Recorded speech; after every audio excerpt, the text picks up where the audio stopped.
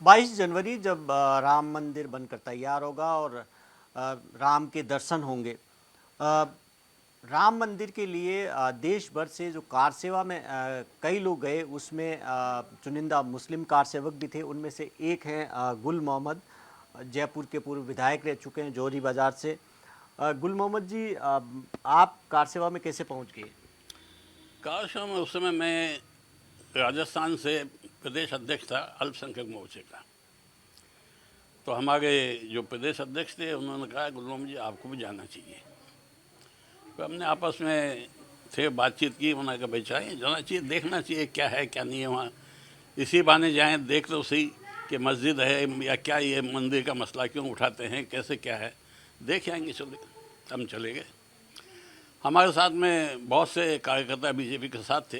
एक ट्रेन मेरे ख्याल से आधी या चौथाई ट्रेन कार्यकर्ताओं की थी। पहुँचे वहाँ, पहुँचने के बाद में फैजाबाद, शायद फैजाबाद ही थी वो जगह। वहाँ हम ठहर गए। फिर उसके बाद में जब कार सेवा का टाइम आया नज़दीक, तो दूसरे दिन या तीसरे दिन ऐसा था जो गए हम वहाँ कार्यकर्ता सभी बंधु। तो वहाँ मंच पे बने हुए थे और हज़ारों कार्यकर्ता, इतना था कि बेशुमार। तब उनसे बातचीत हुई तो वहाँ से ये आया भाई आपको कार सेवा करनी है और आपकी कार सेवा यही है कि बजरी के ट्रक रखे थे इधर मिट्टी के, कि एक मतलब बजरी उठा के मुट्ठी और आप इधर डाल दें इधर, बस आपकी कार सेवा हो गई और कुछ नहीं करना है आप करवाऊँगा। मैंने कहा ठीक है भाई चलो कार सेवा कर लो। सोचा ये था कि भाई जाके देखें अंदर क्या पोजीशन है, तो वो तो हुआ नहीं क्योंकि इतने भीड़ थी और इतना उसका इंतज़ाम था रोकने के लिए, कोई अंदर जा नहीं सकता था। मीनवाइल क्या हुआ कि कार सेवा तो हुई नहीं। लोग बाग जैसे जाने लगे उसके पहले कोई 2-3 बंधु लड़के से थे, वो ऊपर गुंबद पे चढ़ गए और उन्होंने कुछ होता अपना उस कुछ से तोड़ने लग गए। उनको काफ़ी कहा भैया नीचे आ जाओ, ये है वो है, कस्में दिलाई हर तरह की उनको मंच से, लेकिन वो तो नहीं माने। अब उनके बाद एक एक करके पहुँचते चले गए लोग बाग। अब जो नीचे खड़े हुए थे लोग बाग, उनमें आपस में भिड़ंत भी हुई, झगड़ा भी हुआ, रोकने की कोशिश की, क्योंकि रोकने की कोशिश कर गए थे लोग। वहाँ नीचे आरएसएस के लोग भी थे अपने, वो बहुत कोशिश की उन्होंने रोकने की, लेकिन नहीं, वो बेचारे लड़के उन घायल भी हुए बहुत से और उनको हाथ के हाथ हॉस्पिटल वगैरह पहुँचाया।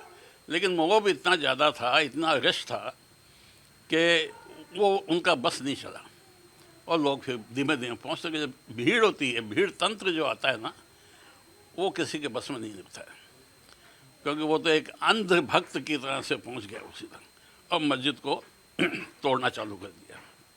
हमने कहा माहौल बिगड़ गया।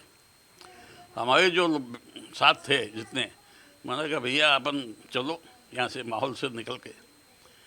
तो हम लोग मतलब वहाँ से निकल के कुछ एक लोग साथ भी आए, कम से कम 15-20, और बाकी बाद में आ गए। हम वापसी आके और फैजाबाद जैसे पहुँचने लगे, रास्ते के अंदर एक आपस में कोई घटना हो गई। वहाँ एक मस्जिद के ऊपर लोग पत्थर फेंक रहे थे उसको बचाने के लिए फिर गोलियाँ चल गई। हमने कहा यार ये तो बहुत फैल गया मामला। हम जैसे वैसे बच बचा के अपने जहाँ रुके हुए थे वहाँ चले गए। अब वहाँ से हम मतलब आने लगे कि भाई चलो अपन तो अपने ठिकाने, क्योंकि माहौल बिगड़ गया। माहौल ये पूरे देश में बिगड़ सकता है, पोजीशन ऐसी हो सकती है। लेकिन अब कोई गाड़ी नहीं, कोई ट्रेन नहीं, इतनी गाड़ियाँ बिल्कुल फुल। फिर जाके हमने आपस में तय किया, मैंने कहा यार क्या करना चाहिए। तो हमने तय किया कि यार देखो, वैसे तो जो ट्रेन है यात्रियों की, उसमें बैठेंगे तो कोई ना कोई पकड़ लेगा और आफत हो जाएगी, किसी पे भी कुछ भी जुल्म हो जाए और कोई पत्थर फेंक दे, कोई गोलियाँ चल जाए, क्या हो जाए। तो अपन क्या करोगे, कोई ऐसा डब्बा ढूंढो जो जिसमें न जानवर वानवर ले जाते लाते हैं। तो उसमें पहले से हमने देख लिया आदमियों को भेज के, तो एक डब्बा मिल गया खाली, वो जानवरों का था। और जैसे ही टाइम उसका गाड़ी का हुआ, उसके पहले हम जाके उसमें बैठ गए। तो जानवरों के डब्बे में बैठ के आए आप? जी साहब, जानवरों के डब्बे में बैठ गए इसलिए कि किसी को मालूम नहीं पड़े कि यहाँ इसमें कार सेवक है, चुपचाप अपने निकल जाए। रास्ते के अंदर बहुत से पत्थर फेंके, लाठियाँ चली डब्बों पे, को कई जितना काम करना था बहुत सा होता रहा, लेकिन हम जैसे थे सुरक्षित आ गए जयपुर। आपको यहाँ जयपुर आने में किसी तरीके की परेशानी हुई? अपने समाज के अंदर आपको दिक्कत पेश आई? अरे भाई, समाज वालों को तो पता ही नहीं था कि ये गुल मोहम्मद जी इसमें बैठे हुए हैं। मेरे साथ जैसे नातू सिंह जी वगैरह सब थे, नातू सिंह जी ने ये भी कहा, यार मेरे पास गवाल हो, चिंता मत करो, तुम तो बैठो, मैं सबसे आगे बैठता हूँ। मैंने कहा जी अब जो होगा सो होगा, देखते हैं। तो हम आगे उस यहाँ आगे, यहाँ आके मालूम पड़ा घर के अंदर, अजी के कहाँ चले गए तुम, यहाँ इतने टेलीफोन आ गए हैं, हम तो परेशान हो गए बहुत ज़्यादा, और हम तो यहाँ नहीं रहेंगे, मैं तो अपने पिए जाती हूँ, मिसेस ने कहा। बच्चे छोटे छोटे थे। कौन कर रहे थे टेलीफोन? यही मुस्लिम अपने जानने वाले, मिलने वाले, नहीं जानने वाले थे।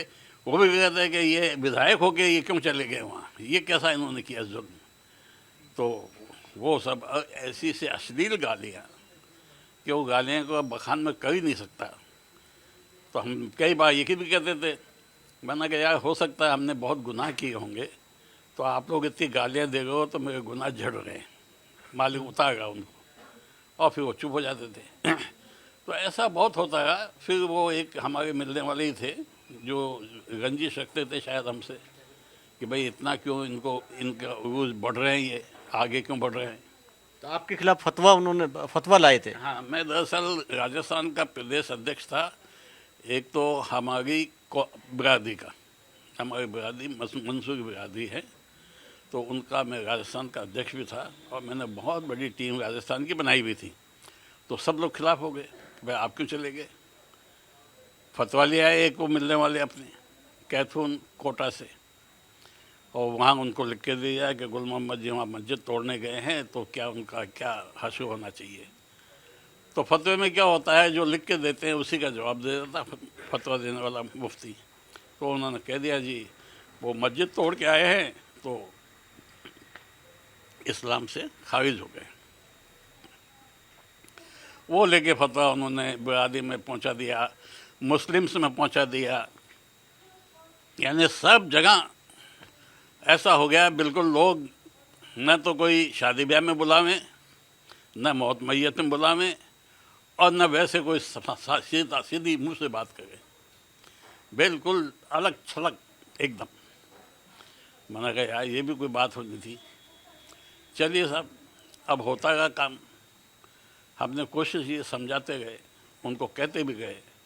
मैंने कहा भैया एक बात बताओ, तुम मेरे से ये उम्मीद करते हो कि मैं मतलब मस्जिद तोड़ सकता हूँ, आप ऐसा करो कि 10 साल के बच्चे को तो बोलो कि यार मस्जिद तोड़ दे, देखो चल जाएगा वो। अच्छा, इससे आपके परिवार में भी दिक्कत आई कि आपको क्या हुआ, आपका नाम करेंगे, नाम बदल दिया आपको? आप नाम तो है कि परिवार तो साथ था अपने, परिवार में कोई गड़बड़ नहीं थी, परिवार यार दोस्त वो सब साथ थे। लेकिन जो लोग होते हैं ना ऐसे कि भाई इनकी क्यों इतनी ख्याति हो गई है, क्यों इतने आगे बढ़ रहे हैं, क्यों इनको मालिक इतना आगे उरूज पे चढ़ा गया है, तो वो लोग ऐसे थे, वो चाहते ये थे कि इनको कैसे भी करके और इनको डाउन किया जाए। तो कईयों ने नाम में भी तब्दीली कर दी, कोई गुलाम कह दिया, किसी ने गुल्लू राम कह दिया, कई तरह के मतलब उस समय चर्चाएँ चलती गई। और वैसे पैम्पलेट वगैरह निकालते थे, अखबारों में भी आते थे गुल्लू राम, कोई क्या कहता है। मैंने कहा अब तुम्हारे बदलने से नाम तो बदल नहीं सकता है, लेकिन अब क्या किया जाए, कहे तो कहे, अखबार में कोई स्टेटमेंट दे दो तो छप जाता है उसका स्टेटमेंट, कोई दिक्कत नहीं है। शादी का क्या हुआ? कह रहे थे कि आपको वापस शादी करनी पड़ी? हाँ, वो ऐसा हुआ कि जो उसमें ये हुआ कि वो फतवा लेके आए, जब फिर हमने उनसे कहा, मैंने कहा यार कैसे अब इस मसले को तो ख़त्म कराओ। काफ़ी टाइम होने के बाद, 2-1 साल होने के बाद, मैं वैसे उसके बाद में इतने परेशान में आ गए थे हम सब लोग, बच्चे तो छोटे थे और मिसेज भी परेशान थी। तो मैंने भैरू सिंह जी उस समय चीफ मिनिस्टर थे यहाँ राजस्थान के, उनसे मैंने कहा मैंने कोई हल तो निकालो इसका, ऐसा तो दिक्कत हो जाएगी, कल को कोई कहीं जाएंगे साला कोई मार जाएगा। तो उन्होंने यहाँ गार्ड लगा दी थी, 2 गार्ड तो घर पे लगी थी, 2 आदमियों की, और एक मैं कहीं जाता था मेरे साथ लगती थी। अब ये तो थोड़ी सेफ्टी के लिए उन्होंने कर दिया था, लेकिन फिर हमने उसके बाद में यहाँ के मुफ्ती साहब थे अहमद हुसैन साहब, जयपुर के, राजस्थान के थे वो, उनसे हमने बात की। मैंने कहा भाई ऐसा ऐसा मामला है कि मैं तो तोड़ नहीं सकता, और ये सब लोगों ने इल्ज़ाम तो मेरे ऊपर धर दिया, अब क्या पता कैसे धर दिया, अब क्या किया जाए। तो उसने गुल मोहम्मद जी अगर वैसे कुछ करेंगे तो कुछ नहीं होगा, आप केवल एक काम करो। मैंने कहा बोलिए। क्या? दोबारा कलमा पढ़ लो, मुसलमान इस्लाम में दाखिल हो और अपनी बीवी से दोबारा निकाह करो, जब जाके मामला ख़त्म हो। और हो सकता है जब भी नहीं हो ख़त्म थोड़ा टाइम लग जाए। तो ऐसा किया फिर आपने? हाँ, ऐसा किया मैंने कि तो सब मतलब बुलाया आदमियों को, 20-25 आदमी आए इकट्ठे हुए, और उसके अंदर कलमा तो पढ़ते हैं, रोज़ाना पढ़ते हैं, कलमा भाई पढ़ा दो, तो कलमा पढ़ लिया। कलमा पढ़ते हो गए, आप इस्लाम में दाखिल हो गए, और मिसेज से फिर दोबारा निकाह कर लिया। ये हालत हुई। आपने काफ़ी परेशानी झेली, आज मंदिर बनकर तैयार हैं, आप खुश हैं? देखिए वो तो सुप्रीम कोर्ट का फैसला है, और उसको सब ने माना है, हम नहीं माना है, और मानना भी चाहिए, क्योंकि अपने एक मारवाड़ी में कहावत है, राड़ से बाढ़ भली। अब जब उन्होंने फैसला दे दिया तो सबसे बढ़िया है कि हम मतलब इसको मान ले, ताकि झगड़े फसाद से सब शांति से गए। आपको मिला वहाँ आने का न्योता अयोध्या? नहीं साहब, इतनी कहाँ कौन ध्यान रखता है। ये 92 की बातें हैं, जो इस समय लोग हैं उन्हें क्या पता गुल मोहम्मद जी कौन से कोने में बैठे हैं, उनको क्या पता इस बात का। कौन याद करता है? कोई याद नहीं करता है। अगर अब अगर आपको न्योता मिलता, निमंत्रण मिलता, जाएंगे? निमंत्रण मिलेगा, और मालिक ने अगर हमारा वहाँ पे वो दाना पानी वहाँ भेजा होगा तो हम खा के आएंगे। लेकिन अगर मालिक अगर नहीं भेजा दाना पानी तो कौन जाएगा, कैसे जाएगा, कौन हमको न्योता देगा। बहुत बहुत शुक्रिया।